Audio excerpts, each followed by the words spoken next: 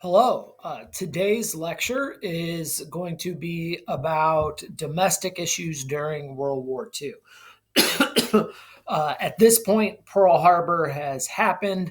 America is fully at war with the Axis powers. It is a essentially two ocean war, right? We're fighting the Japanese in the Pacific. We're fighting the Germans and the Italians across the Atlantic. We're fighting in Africa and then Italy, and then we'll be fighting in France. And so, this is a, gigantic war, which is going to absolutely necessitate, total involvement of the civilian population back at home.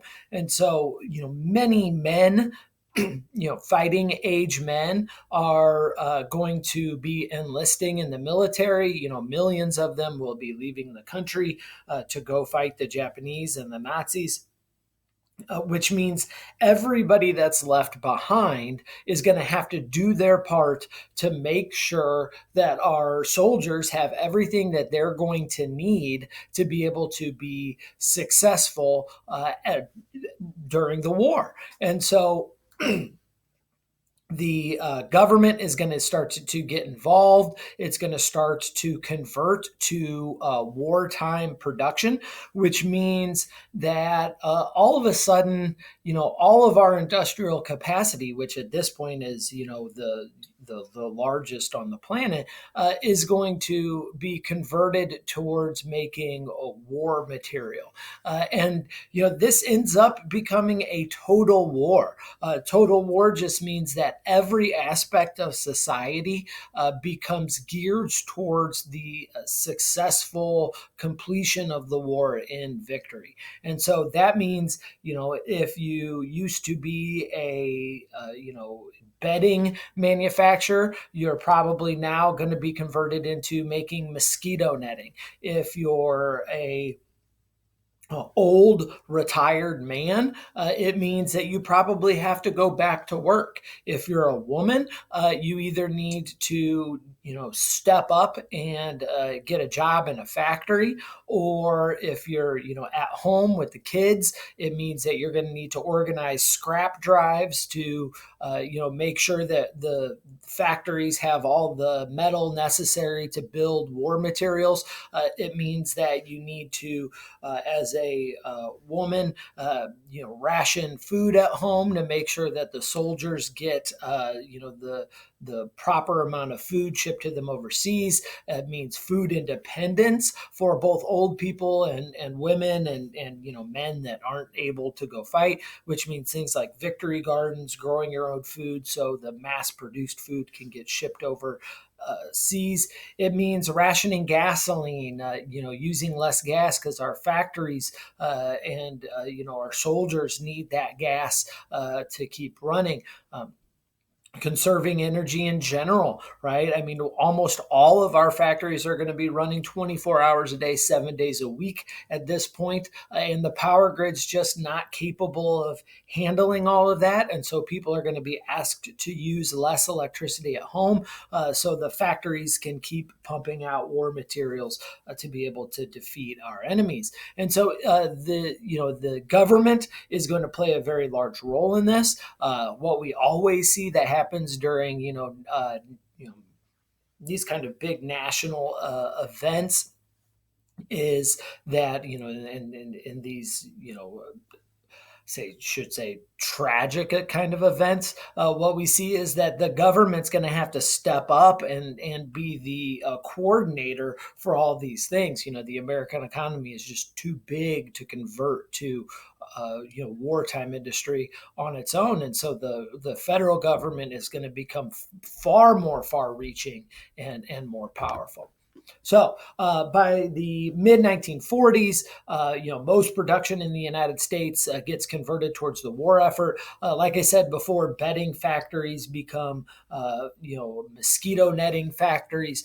We're going to see soda factories because a lot of their equipment to fill the soda bottles is the same as the equipment that you need to fill explosives into, like artillery shells. The soda factories are going to be converted into bomb filling factories. You're going to see mechanical pencil factories being converted into bomb making factories and things of that nature. And so, pretty much everything is going to become dedicated to building war materials to help fight. One of the great examples of that is going to be the Kaiser shipyards. The Kaiser shipyards are going to be building cargo ships to transport all these supplies. They're going to be building, warships and things of that nature too. And some of these, gigantic cargo ships that used to take months and months to build will be able to get pumped out essentially one every 4 days, which is, we're going to be dramatically increasing our industrial output during World War II. And the government is going to help assist with that. It's going to help provide training for the workers in these places because they're all making new things. They're going to have to learn how to do that. The government's going to help them do that. The government's going to help subsidize some of the new equipment or modify the current equipment that people have. And they're going to put an incredible amount of demand on these companies, which essentially, the government's going to come to these, automobile factories like Ford, and they're going to say, hey, you're not making cars anymore. You're making trucks and airplanes for the war effort, and we'll buy as many as you can make. And so it really becomes one of these like, hey, you want to make some money? There's unlimited demand. Go ahead and, let's run our companies 24 hours a day, 7 days a week. And so industrial production in the United States is just going to just go off the charts during World War II. And so by 1943, the U.S. was producing more than any other nation when it comes to industrial output. This is going to set us on the path to superpower status, right? We are now the number one economy in the world, and our industrial output beats any other nation on the planet. And in one short year, 1 year from 1943, America will produce more than every other country on the planet combined, almost essentially over half of everything made in the world will be made in the United States, which, just makes us off the charts economically powerful. You combine that with the base destroyer deal, which we talked about in previous lectures, gives America a military presence all around the world. That makes us the world's first superpower. Right, we've got the strongest economy in the world, and we are essentially able to exert our military might all around the globe. There have been other very powerful nations and empires all throughout history, but none that have been a truly global superpower. We're going to see all kinds of new laws being passed and agencies created that are going to be designed to assist in the production of war materials. And one of the most important is going to have to be the War Production Board. It's going to be the War Production Board that is tasked with creating factories and converting existing factories into the war effort. They're going to be in charge of propaganda, trying to get women to come in and work in these factories. There will be some resistance to women joining the workforce. There's a myth out there that some women believe that if these women take on these manly jobs, it might turn them into lesbians. Clearly that's crazy talk, but it is a thing that people believed in the 1940s. So the War Production Board is going to help with that. They're going to determine essentially what gets made, what doesn't get made. They're going to help, set all those kind of standards, which is a huge intrusion into the economy, and which during peacetime, is probably not all that constitutional, right? They're going to go into private business and say, you have to make this, you can't make that, you're going to do this, you're going to do that. Not something that a capitalist democracy tends to, accept except during wartime, right? This is national defense. And so, we essentially always see that, in times of crisis like this, the federal government has some pretty broad authority in its control over not only just business, but also our personal lives. So, within a year after Pearl Harbor, we'll see about $47 billion worth of war materials being created. That is a gigantic boom to the economy. This is what is ultimately going to get us out of the Great Depression. We talk about all the New Deal policies and Social Security, FDIC, the SEC, the CCC, the AAA, the PWA, the WPA, all of those things that we had talked about in a previous lecture on the Great Depression. All those things are essentially band-aids that help us get through and survive through the Great Depression. Ultimately, what's going to get us out of the Great Depression is this amazing production that happens during World War II. It's the demand, essentially, that the war created.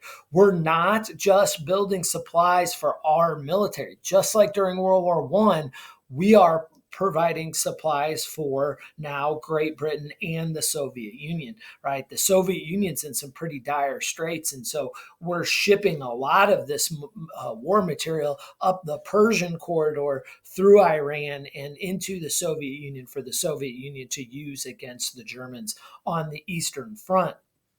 The Soviets, would really be struggling to survive without those supplies. And so we're essentially providing war materials for all of the allies. This will be our single greatest contribution to the war. There's no doubt about it. American soldiers do much more fighting in World War II than World War I. There's all kinds of wonderful heroes that come out of this. I mean, we'll talk, Tuskegee Airmen during the Italian campaign, are some of the best pilots ever produced in America. The Red Tails, there's a movie about that. I highly recommend you watch that movie. You've got Easy Company that is going to be fighting in Europe. They're going to be on the beaches at Normandy all the way through the surrender. And then some of those soldiers go on to fight in the Pacific. So, I mean, just there's great stories of the heroic American soldier, Eisenhower, Patton, all these guys are major contributors. But at the end of the day, the single biggest contribution is going to be our industrial capacity. And it's the amount of, bullets and boots and airplanes and tanks that America is able to provide. Remember, this is a war of attrition, which means the first side to run out of stuff, right, stuff or people, loses. Well, once America gets involved, there's just no way we're ever going to run out of stuff. And American production is much more protected than British or Soviet production because all of our factories are safe from bombing or invasion because we've got two oceans surrounding us. British factories are being bombed and Soviet factories are being bombed. They have to be moved underground, which is going to limit production and the speed of production. Meanwhile, American factories are perfectly safe, thousands of miles away. So the War Production Board is also going to be in charge of, propaganda and getting people employed within the workforce. And so you see propaganda posters like these, more production. That's the Nazi swastika and the Japanese rising sun flag. And so it implies that our production is what's going to destroy the Nazis and the Japanese. Warning, our homes are in danger now. Our jobs, keep them firing. So if you want the soldiers to win, they're going to have bullets to do it. So your job, you need to be out there and make sure that you're constantly working, right? You give us the fire, we'll give you victory, right? So essentially it is the idea that you've got to build the bombs, you got to build the airplanes that the soldiers and pilots, the seamen are going to use to be able to, actually have victory. Now, the War Production Board is going to be believed to help stimulate industry enough to create somewhere between 18 and 24 million jobs. I believe it's probably, somewhere in the 20 million range. This is going to include somewhere between 6 and 8 million women that are going to join the workforce. This will dramatically change the role of women in America forever. This is essentially going to be the death knell of the cult of domesticity, or the idea that a woman's place is solely in the home. It's still got, we still got to get through the 50s and the Susie homemaker or leave it to Beaver kind of situation. But work will really start to become normalized for women during World War II because of that 6 to 8 million women that joined the workforce. World War I, some women joined the workforce, but very few. And the ones that did typically took on female, typically historically female jobs, secretaries, and things of that nature. World War II, it's going to be women taking on what were historically men's jobs. And so women that were raised to believe that they couldn't do it, not only do it, that they take over those jobs and are, going to be having those jobs at the most productive time in American history. So not only do they do it, but they're setting records doing it. And so it's hard to tell somebody they can't when they already have. And then, those women then have children, and those children are raised, not only being told that they should be a good wife, one day, but they're also raised on stories from women, talking about how not only did they survive on their own when their husband was over fighting the war, but they had jobs, they paid the bills, they took care of the house. When the sink broke, they fixed it themselves. And so this idea that women can't do these things will start to disappear because of the employment that happens during World War II. We're also going to see about an increase in somewhere around 2 million minority workers. And so, the great boom for African Americans happened during World War I and the Great Migration, because African American men really went to work more during World War I than women. World War II is kind of more women's turn. African Americans will, be contributing to the actual war effort more during World War II. We talk very specifically Tuskegee Airmen and the Italian campaign, but that it's not just limited to that. So the War Production Board is not just going to be factory work, it's also scientific work. We're going to see the Office of Scientific Research and Development gets created. They're going to work on programs like radar and sonar. They'll eventually develop the Manhattan Project, which will give us the atomic bomb, and then nuclear energy to follow that. So some seriously innovative stuff that happens here, and all of it is designed to contribute to the war effort. I think one of the greatest examples of that is going to be the Ford Miracle. Ford is an automotive company, right? Created by Henry Ford. Made most famously the Model T, but once the war starts, FDR is going to actually outlaw the production of cars for personal use, right? There's too much, there's not enough metal and rubber and all the materials that we need to build the tanks and trucks and armor personnel carriers and planes and ships that we need to fight this war. So to conserve those resources, FDR just made cars illegal. Like if you already owned a car, you could keep it clearly, but no more new cars were being made. And then not only does that conserve resources, but then we can convert those factories that used to make cars into making things like tanks and airplanes and trucks and armored personnel carriers. And so Ford is going to be probably the best example of that. During the war, Ford's going to build, you can read all that. I'm not going to read it to you, but all kinds of aircraft, engines, superchargers, gliders, all of that during the war, and is going to be a major contributor to war material. They're going to build over the course of the war over 1 million different fighting vehicles, right? I mean, this is a significant contributor to the war effort. I think probably one of the most the best examples of that is going to be the Ford production facility at Willow Run. There's a link to a short YouTube video on the PowerPoint that's on my website. I suggest you check it out. It's a good video. It walks you through the entire plant at Willow Run. The Willow Run essentially boils down to this: they're making the B-52 Liberators. Right, I'm sorry, B-24 Liberators. The B-24 Liberator is a gigantic bomber. It has over 1 million parts to it, and Willow Run becomes so efficient at putting the Liberator together that it can take a B-24 Liberator and put it together one every 55 minutes. That's crazy. That's crazy fast. And so, because of the War Production Board and because the entire, United States civilian population gets behind this effort, and people that typically didn't have jobs take these jobs and take them with gusto, and are willing to work their fingers to the bone for the war effort. Because of that, we're going to be able to outproduce every other nation on the planet.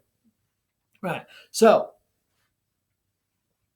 the production of war materials isn't the only important thing that's happening here. We're also going to see that as Americans, we're going to have to be responsible for feeding not only our civilian population, not only our soldiers, but we're also going to be responsible for helping to feed the British and the Soviets as well, right? When our soldiers go overseas to fight, what is happening is the British soldiers and the Soviet soldiers, they're worn out. And a lot of them have been killed, and they're being replaced through their civilian populations. And so there are fewer and fewer farmers in those countries. And so those two countries are becoming more and more food dependent upon the United States. And so the Food Administration is really going to be, created to make sure that America can feed not only itself, but its allies as well. And so we have to make sure we can meet the demand of foodstuffs. And that's going to be done through a number of ways. One, it's going to be done through rationing, right? We're going to see propaganda posters like the one on this PowerPoint, where food is a weapon, don't waste it, buy wisely, cook carefully, don't waste, right? The idea is, eat, eat without waste. So any extra food can be sent overseas. There's going to be propaganda posters convincing people not to eat certain things that are, required to fight the war effort, to not buy more than you need because, we don't want people hoarding food because the soldiers need to be able to get it. And so what's going to end up happening is the Food Administration is going to help the armed services get about 30% of all of the nation's supply of meat. And, it really, Napoleon said it, an army marches on its stomach. It essentially means, that you can have as many bullets as you want, but if you're not feeding your soldiers, you're just not going to be able to fight. And so the Food Administration is designed to help do that. One of the other things that the Food Administration is going to do is when they're putting out their propaganda, they're going to try and make sure that people become food self-sufficient.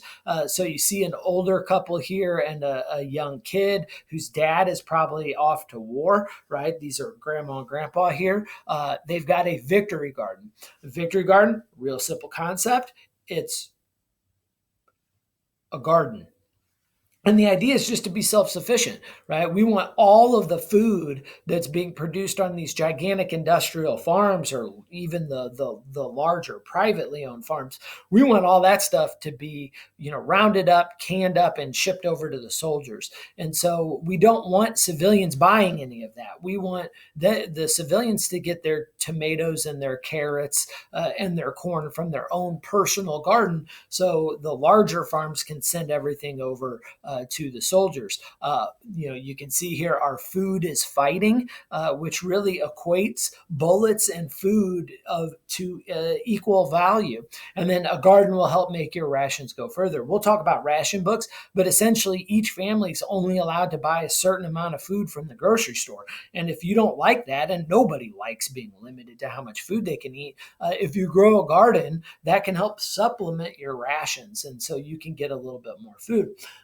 To the propaganda poster to the right, here, you can see this is the U.S. Food Administration's propaganda poster, essentially telling people what they should and shouldn't eat, right? The wheat, meat, those kinds of things are going to be set aside for the soldiers. And so instead of eating that, because that stuff is preservable, right? A lot of these meats are going to be easily shipped over. You can can them and ship them over to Europe or out to the Pacific. And so they preserve better. So we need to save those. Sugar, coffee, things like that. We need to preserve those. You need to eat less of those so we can ship them overseas. And then it tells you what you can eat more of. These are things that don't ship as well and that we don't need as much of, fish, fruits, poultry. None of those things really are going to be able to last that long. And so they're telling people, eat the things that we struggle to ship overseas. Don't eat the stuff that's easily shippable overseas. The next agency that gets created during World War II is going to be the Office of Price Administration. This is going to try and control domestic consumption of food by setting up rations. And so the way the rations work is each family kind of reports their situation to the government. And so a family of 8 and a family of 4, they've got different situations. The family of 4 needs less food. And so, the Office of Price Administration goes over that, and they issue ration books. And so that ration book will say, look, your family, regardless of how much money you have, your family, based on its size, gets X amount of meat. So a family of 8 might get, I'm totally making these numbers up, 1 pound of meat a week. A family of 4 would only get half a pound of meat a week. And so when you would go to the grocery store, you would know, well, my family only gets half a pound. And so I would take my half a pound, I would take it to the cash register, and then when I buy it, the cashier would say, you owe me, $5 for this half a pound of meat, which it would have been way less back then. And you owe me a coupon, essentially a ration. It's like a little sticker. It's a little coupon you rip out of the book that says you're allowed to buy this amount of meat. So you need 2 things to buy a rationed item, which can be sugar, coffee, meat, wheat, whatever. You need 2 things. You need the cash to pay for it, but not just the cash. You also have to give over, one of the stamps out of your ration book that says you're allowed to have this much meat, wheat, whatever the item is. That way, we're kind of forcing people to buy less of the important stuff, without totally denying them the ability to have some of it. One of the other things that the Office of Price Administration is going to do is going to try to limit black market items. Anytime you tell people they can't have a certain amount of meat, coffee. You try and take my coffee from me, we don't fight, right? And so, you try to tell people to do that. All of a sudden, a black market pops up to where you can buy those things without stamps. And so, the Office of Price Administration is going to try and clamp down on the black market. They're going to use propaganda like the poster you've got here, which essentially tells people, look, if you're buying things on the black market, you're helping Hitler, right? Don't help Hitler. Don't use the black market. Right. They're also going to not just control food, but they're going to control the purchasing and production of things like tires, nylon, gasoline. They're going to help ration all of those things too, very specifically because we need those materials, the raw materials, to build, war materials. And so, clearly gasoline, that becomes easy. Gasoline becomes rationed because we need the gasoline for, our mechanized weapons. Now, gasoline rationing becomes really difficult out west. It's easier on the coasts because we've got big, large cities, and so people can walk places, public transportation. It becomes really difficult in places like Kansas, where these rural communities where things are really far apart, and so you'll see carpooling start to manifest itself, and people will do their best to use as little gas as possible. Nylons, that material gets used for things like parachutes, and so women will be told to not buy new nylons or to stop wearing them in general. That's pretty scandalous because fabric has been disappearing since World War I, and so the skirts have gotten shorter and shorter and shorter. And so it was when the skirts are getting shorter, women started wearing nylons, and it kind of hid the skin of their legs. It was pretty scandalous. Even in the 1920s, flappers generally covered their legs up to above their knees. Some of them went below the knees, and that was very scandalous. But the idea of not wearing nylons at all was just whoa. And so some women, when nylons became hard to get, they'd actually take a marker and draw a line up the back of their leg. I just demonstrated that on my leg, which is really weird because you can't see it. But they would draw this line up the back of their leg to try and create the mirage that they're wearing nylons when they weren't, because they were afraid it was just too scandalous that people would know they're actually looking at a leg. So, all these different things are going to be, put together to try and make sure we have the resources we need to win this war.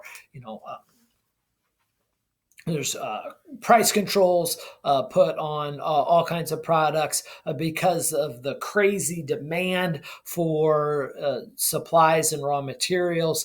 There's a real serious possibility of inflation. So you're going to see restrictions, price freezes to try and control inflation. There's going to be rent freezes to make sure rents don't go up, because they're going to limit people's ability to go on strike.